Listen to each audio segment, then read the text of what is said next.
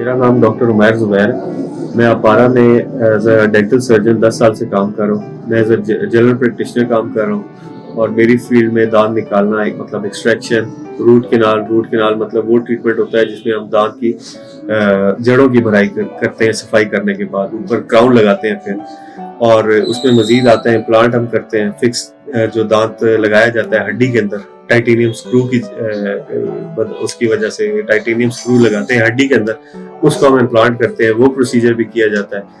अच्छा, उतारने चढ़ाने वाले दांत जिसको हम प्रोस्थेसिस कहते हैं, फॉर एग्जांपल ये आपका डेंचर, फिक्स डेंचर भी होता है और उतारने चढ़ाने वाला रिमूवल डेंचर भी हम लगाते हैं। अच्छा, इसके अंदर फिर आगे मजीद हम चलते हैं। बच्चों के जो दांत टेढ़े वायर्स के जरिए जो है ना दांतों को सीधा किया जाता है। अब तो एक नई ट्रीटमेंट आ गया है जिसके अंदर इनविजिलाइन जो है ऐसे ब्रेसेस लगाए जाते हैं जो कि नजर नहीं आते, और वो प्लास्टिक शीट्स की जरिए हम उन दांतों को सीधा किया करते हैं। चलिए, माशाल्लाह से आपकी तो बड़ी नॉलेज है इस मुतालिक। तो आप हमें अपना ट्रीटमेंट करते हुए आप हमें बताएंगे, आपके पास जो लैब वगैरह है, मशीनें वगैरह, ये थोड़ा सा काम करते हुए हमें हमारे नाज़रीन को दिखाएंगे कि किस तरह काम वगैरह करता है, क्या होता है। जी, मैं आपको अपना ये सर्जरी जो है उधर दिखा देता हूँ। चले आए, हमारे पास जो इंस्ट्रूमेंट्स वगैरह अवेलेबल है, मैं आपको चले। ये है जी मेरी सर्जरी। इधर हम ट्रीटमेंट वगैरह करते हैं। कोई भी चेकअप हो या कोई प्रोसीजर वगैरह करना हो तो वो हम इस रूम में करते हैं। ये सर्जरी है हमारी। अच्छा, इधर क्योंकि आपको पता है कि कोविड का आजकल बहुत ज़्यादा पीक है, तो फिर भी हम एहतियात ज़रूर करते हैं।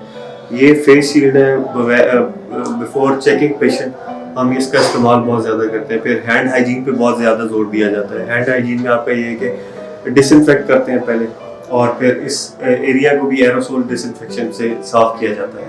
फिर हैंड वॉश करने के बाद आप ग्लव करते हैं, और फिर हम जब ट्रीटमेंट कर रहे होते हैं तो स्क्रब्स का इस्तेमाल भी किया जाता है जो कि डिस्पोजेबल होता है। आफ्टर ट्रीटमेंट फिर हम उसको डिस्कार्ड करते हैं। और जो सर्जरी हो रही हो, फॉर एग्जांपल कोई अकल दाढ़ निकालनी हो, उसमें ज़्यादा टाइम लगता है, तो उसके लिए स्पेशल प्रोटोकॉल के जरिए जो है ट्रीटमेंट को हम पाया तकमील तक पहुंचाते हैं। तो इसमें ये है कि बहुत सफाई सुथराई का बहुत ख्याल किया जाता है। पहले हमारे पास वो बॉयलर था, बॉयलर का इस्तेमाल बहुत अब ऑब्सोलीट हो चुका है, लेकिन हमने एज उसको केमिकल डिसइंफेक्टेंट के तरीके से इस्तेमाल करते हैं। फिर वहाँ पे ऑटोक्लेव आ जाता है। उसके बाद उसके जो इंस्ट्रूमेंट्स यूज होते हैं वॉश होने के बाद ऑटोक्लेव में वो स्टोर भी होते हैं, और वहाँ पे वो डिसइंफेक्ट और स्टेरलाइज भी होते हैं। और फिर ये नीचे हमारे पास स्टेरलाइजेशन के बाद वहाँ पे कैबिनेट्स बनी है, वहाँ पे इंस्ट्रूमेंट जो हमारे स्टोर हो जाते हैं। ये जो है हमारा कंप्रेसर होता है। इधर से एयर जो है ना जनरेट होती है, पाइप्स में आती है, और वो फ्लो होते हुए वो हमारे यूनिट में आती है। ये जो यूनिट है मेरा, ये है तो अमेरिकन है और ये ऑटोमेटिक है। ये बटन के साथ ही ऑपरेट होता है, अप डाउन बैकवर्ड फॉरवर्ड, ठीक है। और ये ट्रे होती है। ड्यूरिंग प्रोसीजर जो इंस्ट्रूमेंट्स वगैरह यूज़ करने होते हैं हमने, वो इधर रखे जाते हैं। ये लाइट है। लाइट इसका बहुत बड़ा इंपॉर्टेंट फंक्शन होता है, ताकि हमने जो एग्जामिनेशन करने है, जो भी प्रोसीजर करना है, लाइट का आपका बहुत अच्छा होना जरूरी है। अगर आपकी लाइट कॉम्प्रोमाइज होगी तो आपकी चीजें जो है ना, ट्रीटमेंट भी कॉम्प्रोमाइज होने के चांसेस होते हैं, ठीक है। एक में आपने कि ये डिसइंफेक्शन का कोरोना में कितना वाइटल रोल है। तो ये डिसइंफेक्टेंट्स आते हैं, या इनको जीटा स्प्रेज कहा जाता है। हर पेशेंट के बाद इसको हम एरोसोल डिसइंफेक्ट करते हैं, चेयर्स को भी और यूनिट्स इंस्ट्रूमेंट्स, मतलब कि जो आपका वायरस वगैरह है उसको, मतलब एक कोशिश की जाती है कि सैनिटाइज करते हैं पूरी तरीके से, ठीक है। तो बहुत ज़रूरी है आजकल के, तो सारे एसओपी का ख्याल रखते हैं आप इसका।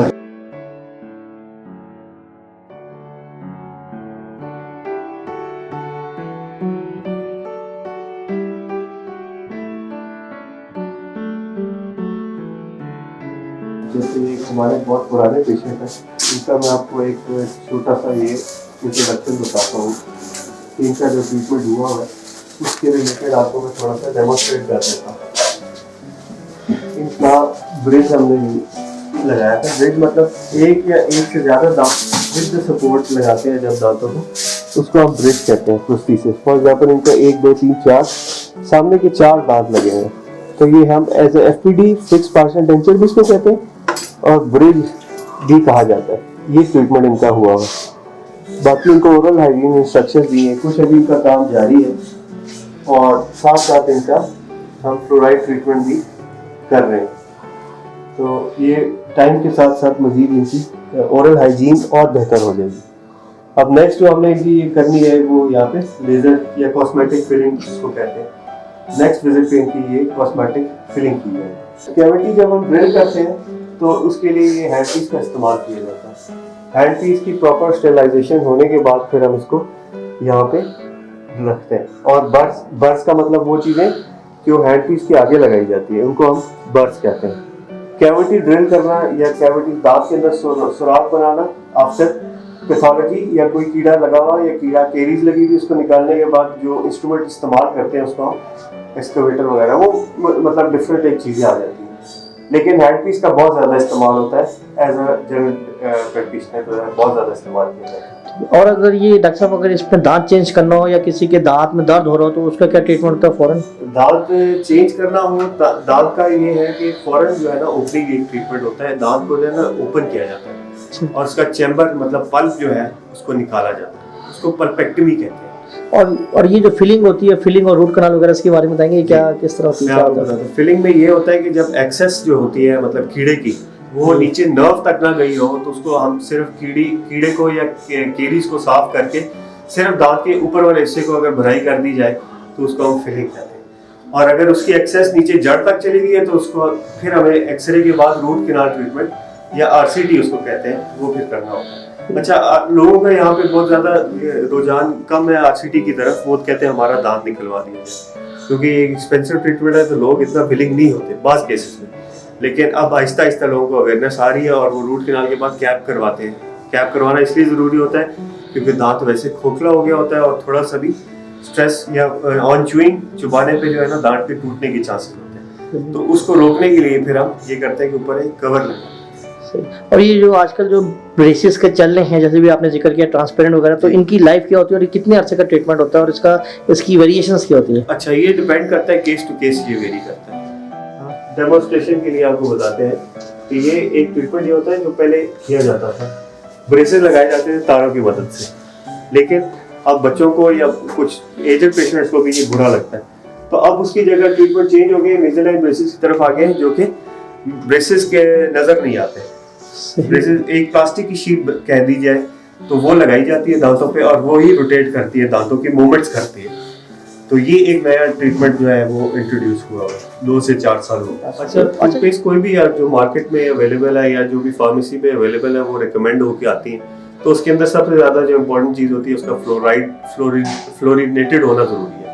कोई भी टूथपेस्ट हो उसके अंदर फ्लोराइड और कुछ मिनरल्स जिसमें पोटेशियम, कैल्शियम और दूसरे मिनरल्स होते हैं वो अगर सफिशिएंट क्वांटिटी में हो तो वो आपके लिए रिकमेंड होती है। और कुछ ऐसे जो जिसमें बहुत ज़्यादा फ्लोराइड होता है वो रिकमेंड नहीं की जाती। तो इसके लिए फ्लोराइड का आपके टूथपेस्ट में होना बहुत ज़रूरी है। फिर उसके बाद सॉल्ट्स है, कुछ ब्लीडिंग गम्स के लिए आती हैं, डिफरेंट टाइप्स ऑफ टूथपेस्ट जो है वो अवेलेबल है, रेडिली मार्केट में अवेलेबल है। तो वो डिपेंड करता है आपकी क्या पैथोलॉजी है, क्या डिजीज है ओरल कैविटी में, माउथ में, उसके लिहाज से जो है ना आपको वो टूथपेस्ट रिकमेंड करता है डेंटिस्ट। चलिए, तो बहुत अच्छी इन्फॉर्मेशन आप दे रहे हैं माशाल्लाह नाज़रीन को। हमारा एक और सवाल होगा आपसे कि ये एक अच्छा डेंटिस्ट बनने के लिए क्या क्या रिक्वायरमेंट जरूरी होती है और अच्छा डेंटिस्ट बनने के लिए कितना एक साल लग जाता है एक अच्छा डॉक्टर बनने के लिए डेंटिस्ट? अच्छा, डेंटिस्ट तो जो बेसिक एजुकेशन है ना बैचलर्स ऑफ डेंटिस्ट्री की वो 4 साल होती है। वो आपका वही क्राइटेरिया है कि आप एग्जाम देते हैं, आफ्टर FSC आपकी सिलेक्शन होती है। अब ये डेंटिस्ट्री में ये भी लोगों का स्कोप है कि कुछ की मेडिकल MBBS में एडमिशन नहीं हुआ तो वो डेंटिस्ट्री साइड पे टर्न आ जाते हैं। लेकिन आपका अगर शौक हो डेंटिस्ट्री की तरफ तभी आप इसको आगे प्रोसीड कर सकते हैं। तो कहने का मकसद है 4 साल की बेसिक आपकी इसके अंदर ट्रेनिंग एजुकेशन होती है, उसके साथ 1 साल के बाद एक साल की हाउस जॉब मैंडेटरी है, कंपल्सरी है। वो अब तो आप अपने इंस्टीट्यूट से भी कर सकते हैं लेकिन गवर्नमेंट इंस्टीट्यूट्स और आर्मी के इंस्टीट्यूट से वो अवेलेबल है, वो आपको ऑफर करते हैं। जो आपको फिलिंग में बता रहा था ये एक अच्छी क्वालिटी वाला ब्रांड है, मार्केट में अब अवेलेबल है। फॉर एग्जांपल ये एचिंग कहलाता है। एचिंग मतलब वो एक केमिकल ही है जो दांत के ऊपर एच करता है। उसके बाद एक बॉन्डिंग एजेंट आता है, उसको हम ये बॉन्डिंग से कोट करते हैं और फाइनल ये फिलिंग आती है। और जिस मशीन से हम उसको रिस्टोर करते हैं वो ये लेजर आंखों के लिए खतरनाक होती है तो इसको जो है ग्लासेस, आई वेयर बहुत इंपॉर्टेंट है इसकी यूज के लिए। तो ये लेटेस्ट टेक्नोलॉजी है? ये लेटेस्ट तो कह सकते हैं, मतलब पाकिस्तान में अब 5-10 साल से इस्तेमाल होने स्टार्ट हो गए। सही। पाकिस्तान में अब लोग कर रहे हैं, लेकिन जो लोग अफोर्ड नहीं कर सकते वो नॉर्मल अमेलगम रेस्टोरेशन की तरफ जाते हैं या normal glass ionomer fillings की तरफ जाते हैं। तो ये तमाम पेशेंट्स को ये यूज कर सकते हैं या इसमें कोई खास, जैसे कि शुगर वाले होते हैं या डायबिटीज वाले, वो भी ये यूज कर सकते हैं या उनके लिए कोई अलग ट्रीटमेंट होता है? फिलिंग तो वो हर पेशेंट के लिए ये रिकमेंडेड है। अच्छा, कोई भी पेशेंट हो, डिपेंड करता है कैविटी साइज कितना है, सही। तो उसके अकॉर्डिंगली डेंटिस्ट चूज करता है। लेकिन ये स्पेशली एस्थेटिक फिलिंग का कहा जाता है इसको। एस्थेटिक फिलिंग का मतलब है सामने वाले दांतों पे इसका बहुत वाइटल रोल है। दांतों की जो कलर, शेप और टेक्सचर जिस तरह बनाया जाता है दांत का, वो इस लेजर फिलिंग के बहुत ज्यादा इंपॉर्टेंट रोल प्ले करती है। तो उसकी लाइफ कितनी होती है? कुछ भी उसको लगाकर बंदा खा पी सकता है आराम से, या ये तो नहीं कि कोई एहतियात चीज खाए वो ना खाए तो खराब हो जाएगी? कोई खास एहतियात नहीं है, अगर वो डिपेंड करता है डेंटिस्ट ने उसको किस तरह अच्छा एफिशिएंटली जो है ना अपना प्रोसीजर परफॉर्म किया, उसको आइसोलेट अच्छा किया, उसको कैविटी को ड्राई अच्छा किया, बॉन्डिंग अच्छा किया है। मतलब ये टोटल डेंटिस्ट की जो है वो अपनी पोटेंसी पे होता है कि उसने कितना अच्छा उसको परफॉर्म किया प्रोसीजर को। तो ये लाइफ टाइम भी होती है, 15-15 साल भी लोगों की चलती है, 20-20 साल भी चलती है, लाइफ टाइम इसको बात होती है। टाइप्स होती है। तो एक छोटा सा मैं आपको बताता हूँ इसमें। ये एक पेशेंट है जिसका रूट कैनाल ट्रीटमेंट हुआ हुआ है। रूट कैनाल मतलब अंदर से दांत को डेड किया गया, साफ करके डेड किया गया। रूट्स की फिलिंग हुई है, रूट्स की फिलिंग के बाद नॉर्मल फिलिंग हुई है, उसके बाद ये कैप या कवर या इसको PFM क्राउन कहते हैं, ये इसको हम कैप कहते हैं। तो ये अब हमने इसको रिप्लेस किया ताकि दांत को फ्रैक्चर होने से बचाया जा सके। तो ये आर्टिफिशियल एक दांत लगाया जाता है आफ्टर क्राउन कटिंग या क्राउन प्रिपरेशन। दिखाएगा खुल के दिखाएगा। फ्यूज टू मेटल क्राउन होता है। तो ये तो काफी ज्यादा हार्ड होता है, काफी ज्यादा वेट ये डेवलप कर लेता है, तो सुना इसके बारे में। नहीं, इतना ज्यादा वेट भी नहीं है, वेट नहीं है। ये आप पकड़ के देखिएगा, फिर हम इसको डिसइंफेक्ट कर लेंगे स्टेप। ये आप देखें कितना लाइट है, बिल्कुल आदमी तो बिल्कुल ही वेटलेस है। बहुत कुछ ग्राम होता है इसका, 60 to 70 ग्राम वेट होता है, इतना ज्यादा वेट नहीं होता। सही। नीचे मेटल होता है और ऊपर पोर्सलिन लगाई जाती है। सही। अच्छा, फिर आपने अपने इंटरव्यू में कुछ पूछा था कि डेंचर्स के क्या टाइप्स होती हैं। ये आर्टिफिशियल डेंचर है जिसको हम RPD कहते हैं, या रिमूवेबल प्रोस्थेसिस कहते हैं, रिमूवेबल पार्शियल डेंचर कहते हैं। सही। इसको पेशेंट जो है इजीली उतार सकते हैं ओवरनाइट, और सोने से पहले जो है ये इसको रिमूव करना जरूरी होता है। और सेम इसी तरह एक दूसरी टाइप आती है, इसको कास्ट पार्शियल कहते हैं, कास्ट पार्शियल डेंचर या CPD कहते हैं। कास्ट पार्शियल डेंचर ये है कि दांतों के ऊपर डिजाइनिंग की जाती है और फिर इसके बाद ये स्टेनलेस स्टील ही होता है या कोबाल्ट क्रोमियम एलॉय होता है ये वाला, और इसके ऊपर फिर दांत लगाए जाते हैं। तो ये ज्यादा रिटेंटिव होता है, मतलब इतना हिलता जुलता नहीं है, और पेशेंट इसको बहुत इजीली जो है इस्तेमाल कर सकता है इस प्रोस्थेसिस को। ये अभी स्टेज में है कि ट्रायल हमने करना है पेशेंट का, उसके बाद ये फैब्रिकेट होगा। तो इससे कोई पेन वगैरह किसी किस्म की कोई साइड इफेक्ट जैसे मसूड़ों पे सूजन वगैरह कोई? उसके लिए जब हम पेशेंट को प्रिपेयर करते हैं तो उसके पहले हमने पेशेंट को मेंटली और ओरल कैविटी को प्रिपेयर करना बहुत जरूरी होता है। अगर किसी को जिंजिवाइटिस है या पेरिडोंटाइटिस है तो उसकी ये चीजों को कंसर्नली ठीक किया जाता है, फिर उसके बाद हम इस ट्रीटमेंट पे आते हैं। अच्छा, एक जगह अभी हमने देखा था, पिछले दफा हम एक जगह विजिट करने गए थे, वहाँ दांतों में वो ड्रिल करके सुइयों टाइप की लगा रहे होते हैं, तो वो क्या होती हैं? वो रूट कैनाल ट्रीटमेंट है जिसका आपको मैंने थोड़ा सा जिक्र किया। दांत को अंदर से साफ किया जाता है। जी। वो रूट कैनाल ट्रीटमेंट हमारा। अच्छा, तो वो सुई जो अंदर जाती है तो वो कुछ ऐसा डैमेज तो नहीं करती है, वो डिस्पोज हो जाती है या वो रहती लाइफ टाइम? नहीं, वो रहती है। अगर आपने ऑब्जर्वेशन अच्छी की हो तो रूट कैनाल फेलियर कुछ केसेस में होता जरूर है, लेकिन ये है कि वो डैमेज कुछ नहीं करती। ये एक स्टैंडर्ड यूनिवर्सल ट्रीटमेंट है जो वर्ल्ड वाइड किया जाता है और काफी अरसे से किया जाता है। ड्यूरिंग इंटरव्यू पर आप पूछ रहे थे ब्रेसेस या तारों से रिलेटेड जिस ट्रीटमेंट से बच्चों के दांत सीधे किए जाते हैं, तो ये दूसरा एक लेटेस्ट मेथड इंट्रोड्यूस हुआ है जिसको इनविजिलाइन ब्रेसेस कहते हैं। ये प्लास्टिक की शीट्स जो है ये फैब्रिकेट की जाती हैं और ये टाइमली चेंज की जाती हैं। तो इससे दांतों की मोशंस और रोटेशंस को चेक किया जाता है।